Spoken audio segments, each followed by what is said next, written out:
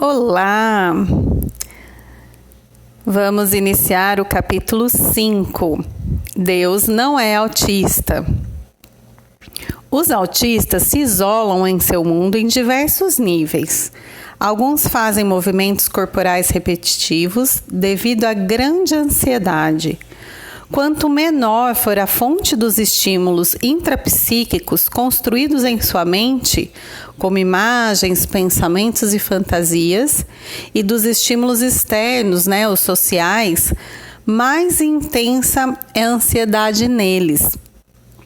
Pessoas autistas têm dificuldade de demonstrar sentimentos, necessidades, fazer trocas nas relações interpessoais, impor limites. Não pensam nas consequências dos seus comportamentos. Como elaboram pouco suas experiências psíquicas, como medo, dor, apoio, perdas, deixam de registrar na memória matrizes necessárias para promover o processo de construção da personalidade. Por isso, repetem os mesmos erros com frequência. Por motivos biológicos e ou psicológicos, ocorre nelas um bloqueio da memória, contraindo a construção de cadeias de pensamento, imagens mentais e fantasias. Quando a matriz do córtex cerebral está preservada e consegue-se desbloquear a memória através de técnicas de estimulação, começa a ocorrer um registro espontâneo e inconsciente, arquivando essas experiências existenciais. Assim, tece-se pouco a pouco a colcha de retalhos da personalidade, expandindo a solidão intrapsíquica e a social. Quando a solidão intrapsíquica e a social se expandem, surge espontaneamente a necessidade de construir relacionamentos com os que nos cercam e obter retornos, como elogios, sorrisos, afetos. Surge também a necessidade de construir novos pensamentos e imagens mentais. A criança começa a brincar, a se distrair, a fantasiar, diminuindo assim os níveis de ansiedade. Após essa rápida abordagem sobre o autismo, descubro o terceiro segredo da oração do Pai Nosso. Deus não é autista. Por quê? Porque foi vítima da solidão intrapsíquica e da social. Porque teve inumeráveis encontros com o seu próprio ser e porque procura ansiosamente construir relações sociais com os seus filhos. Se não tivesse forjado em sua personalidade os vários tipos de solidão, Deus poderia ser o maior de todos os autistas. Não precisaria de ninguém, não almejaria ser um pai, não amaria. A eternidade seria para ele um presídio e a imortalidade um calabouço. Deus se bastaria pelos séculos dos séculos. Deixaria de ser um criador exuberante. O teatro de sua mente estaria desprovido de ideias e de criatividade.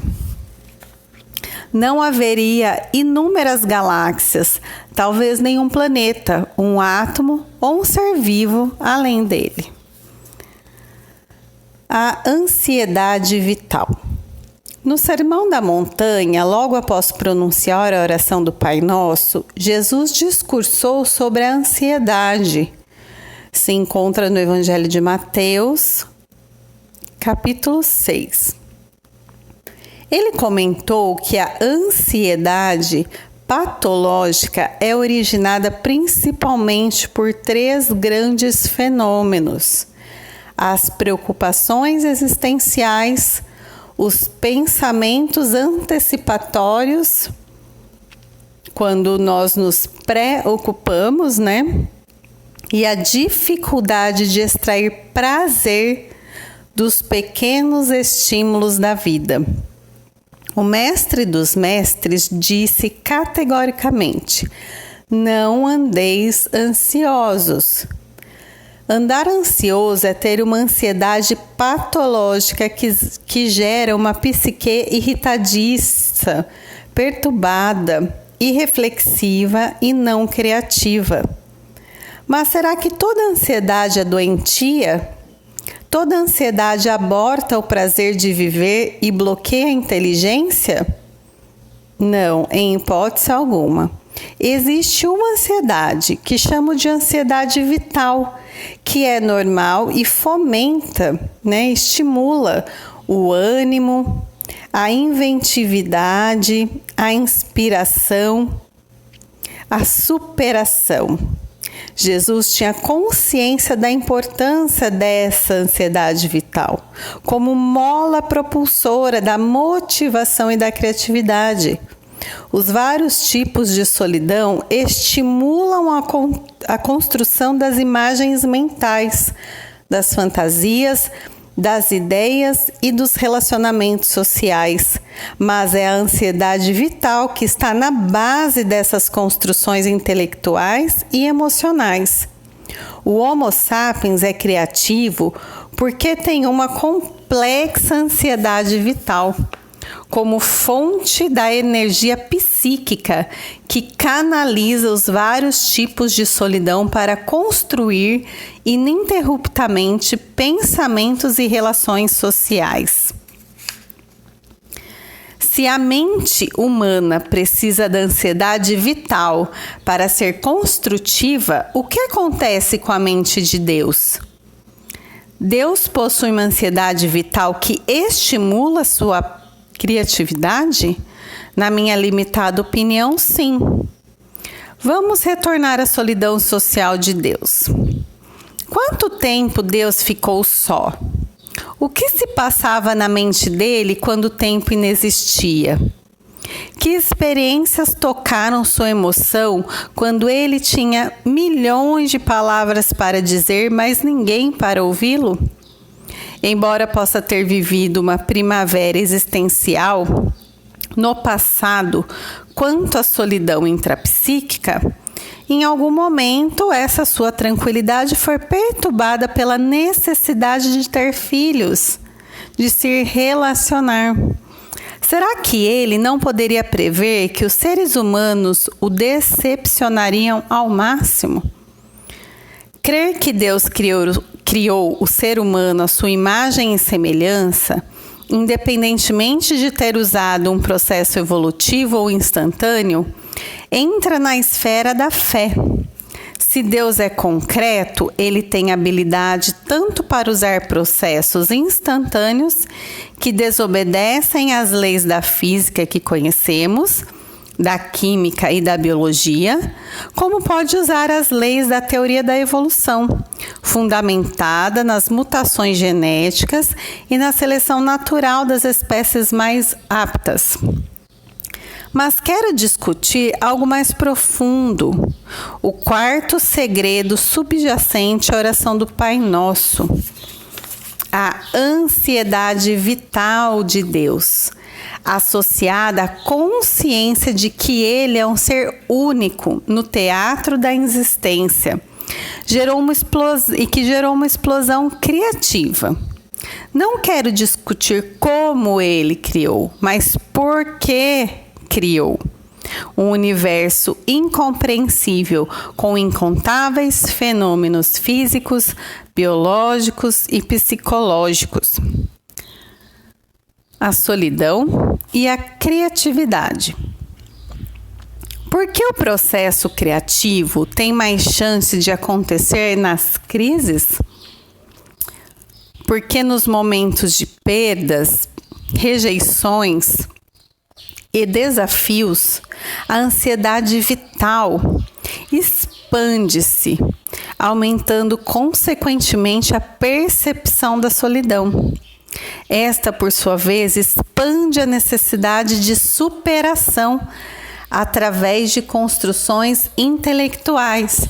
Então, quando a gente passa por momentos desafiadores, essa ansiedade vital que ele descreve aqui, que é a nossa maneira de lidar com as aflições, né? Quando a gente não se entrega ao desânimo, ela vai tirar a gente dessa zona de conforto para a gente buscar a nossa melhora, buscar sair daquela condição.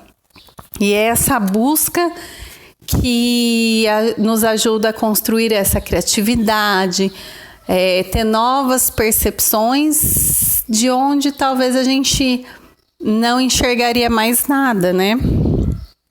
Jesus fez subliminarmente referências à solidão de Deus diversas vezes, como quando disse: na casa do meu pai há inúmeras moradas.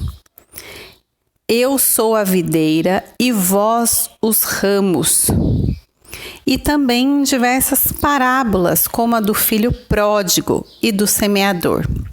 Porém, pelo menos uma vez, falou abertamente sobre a solidão que abarca a psique de Deus desde tempos remotos, como o descrito no Evangelho de João, capítulo 12.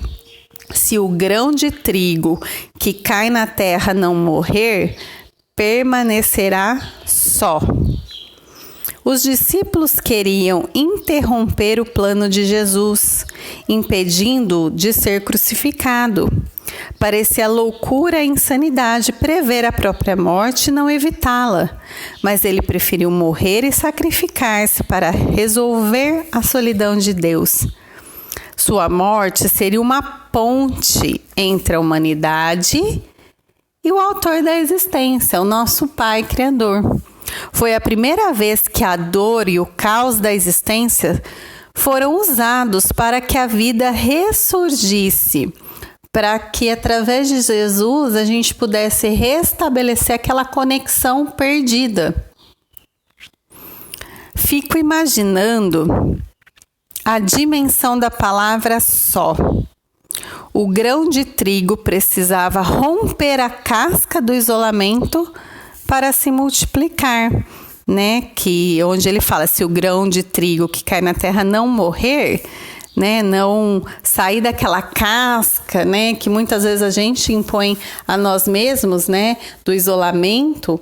Então, se a gente não romper esse mundo único que a gente cria para nós, a gente vai permanecer só. O pai da enigmática oração ensinada por Jesus não é amordaçado pelo cárcere da rotina. De eternidade a eternidade, viveu uma explosão criativa no bom sentido da palavra. Tudo nele parece se renovar, rejuvenescer, florescer, né? Não existe acaso na criação. Um dia o processo criativo pode acabar? A solidão humana poderá ser extinta? A solidão de Deus poderá desaparecer do cerne da sua psique? Creio que não.